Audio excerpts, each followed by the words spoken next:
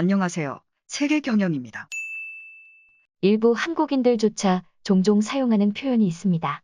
우리나라가 정말 작긴 작구나, 코딱지만한 나라 등과 같은 자기 비하적인 표현이 그것인데요. 하지만 정말로 우리나라가 그런 소위 코딱지만한 나라일까요? 분단국가라는 점 때문에 현재 대한민국이 실효 지배하는 영토는 10만 제곱킬로미터 정도입니다. 결코 넓다고는 할 수 없지만 이 면적은 전 세계 220여 개 국가들 가운데 상위 50% 안에 드는 수준이죠. 전 세계의 수많은 국가들 가운데서 중간값에 이르는 영토는 최소한 작다고 비아냥대기에는 무리가 있습니다. 더군다나 남북 통일이 이루어져 북한의 영토까지 다시 돌아올 경우 그 면적은 영국과 거의 차이가 없는 수준이 되는데요. 한때 세계적인 패권 국가였으며 오늘날까지 큰 영향력을 행사하고 있는 영국의 국력과 그 국토의 규모를 생각해 본다면 애초에 영토와 국력 간에는 뚜렷한 상관관계가 없다는 결론을 얻을 수 있습니다. 물론 넓으면 좋기야 하겠지만 결코 필수 조건이 되지는 않는다는 것이죠. 한국인들이 유독 스스로의 조국을 비좁게 생각하는 이유로는 우선 주변국들이 전 세계적으로도 지나치게 비대한 국가들이라는 사실에서 기인하는 것으로 보입니다. 중국이나 러시아, 몽골이나 하물며 일본일도조차도 한반도 면적의 1.5배를 넘어서기 때문이죠. 특히 메르카토르 도법의 구조적인 한계 때문에 세계 지도에서 바라본 한반도의 모습은 상대적으로 초라해 보이는 것이 사실입니다.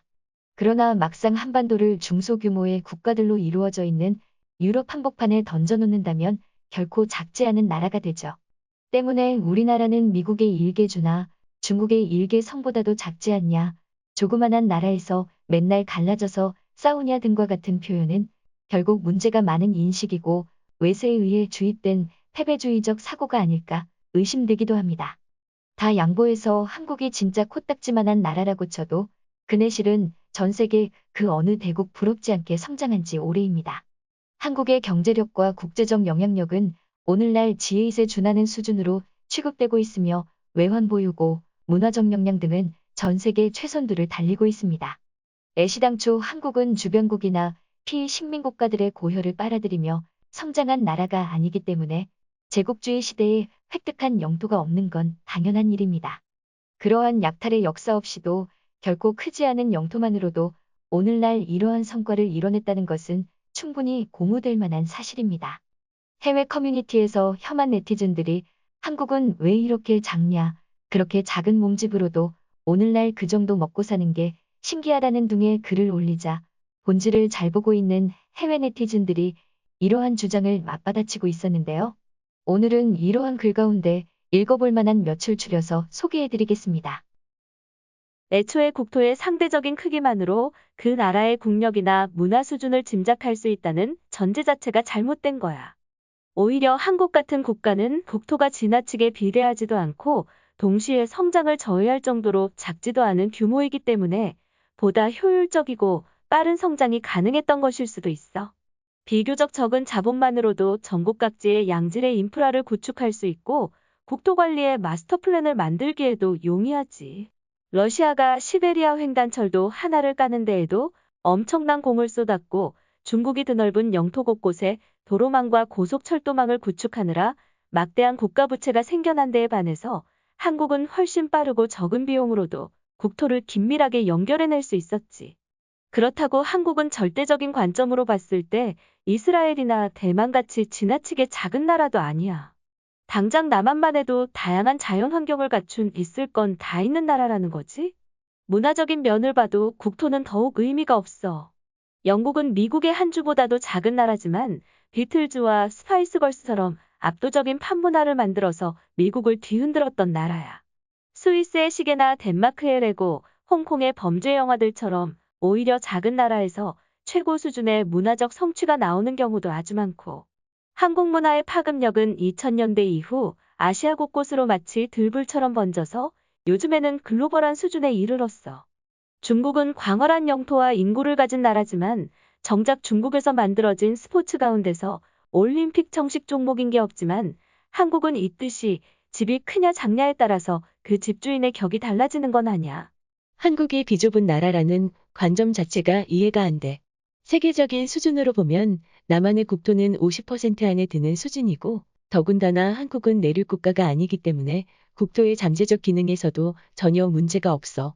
다만 한국의 국토에서 아쉬운 점이라면 먼저 남한과 북한으로 갈라져 있다는 점과 국토의 산간지대가 너무 많고 평야가 부족하다는 점이야. 사실 한국인들이 정말 불평해야 할 점은 자신들의 나라가 너무 작다 따위가 아니라 나라의 산지가 너무 많아 가용 면적이 적다는 거지.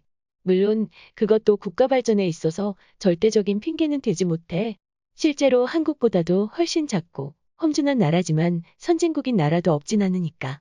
장기적으로 봤을 때 강국을 만드는 조건은 넓은 영토일 수밖에 없다고 생각해.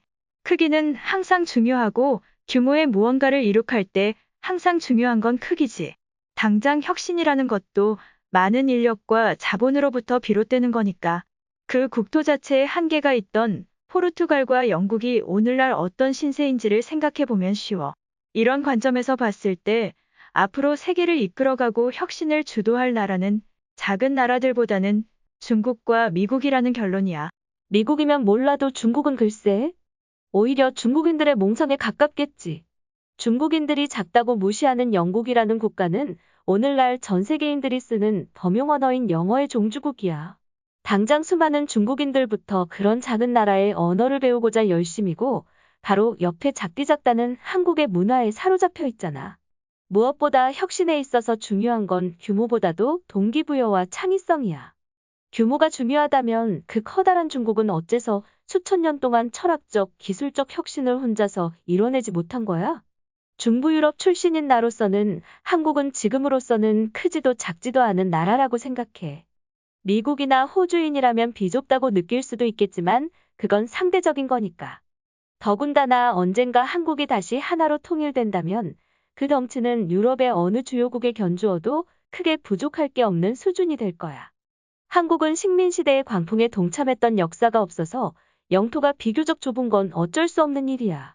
러시아나 미국 같은 나라는 제국주의 시대의 팽창주의 속에서 국토를 넓혀나간 나라고 일본 역시 오키나와와 북해도를 자국의 영역에 포함시킨 건 19세기에 이르러서지. 한국 역사에 따르면 고대의 한국인들은 만주 일대에 진출했던 경우도 있었지만 그건 너무 오래전 일이라서 큰 의미는 없어. 덧붙이자면 따지고 보면 넓은 영토라는 것도 결국엔 누군가의 땅을 강탈해서 얻어낸 성과니까 크게 자랑할 만한 점은 아니라고 생각해. 시청해주셔서 감사합니다. 세계경영이었습니다.